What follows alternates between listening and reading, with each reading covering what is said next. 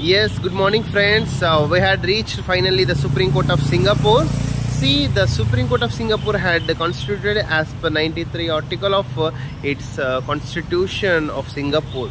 So this Supreme Court consisted of the appeal court and high court. Out of two, the appeal court is the more privileges, and the Supreme Court will deal the, both criminal and civil matters from the subordinate courts, which was established as per again article 93 of Supreme Court constitution.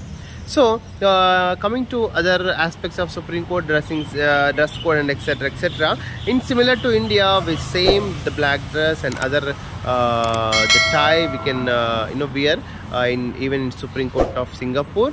And yes, the other things the very neatly managed, and if anyone wants international practice, they can come to the Supreme Court of Singapore and they can access first as through visitor gallery, and then next they can study this small constitution of Singapore, because the limited constitution mostly intellectual property rights and the civil aspects, IPR rights and patents.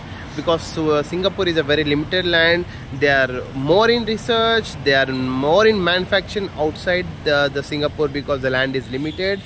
They will entertain the intellectual property rights and copyrights and all the property rights, especially intellectuals. They are encouraging R&D, research and development, but they need a manufacture in outer countries, and they'll make a manufacture in outer countries. They will give an employment to outer countries, and they will sell the products to outer countries, but they will only expect the profit from outer countries into Singapore. So that is their strategy. If anyone wants an intellectual property right case from Supreme Court, definitely they will focus the good major lot of large industries are there in Singapore. Just focus it, definitely aware, definitely you will success in this IPR of Supreme Court. Thank you so much.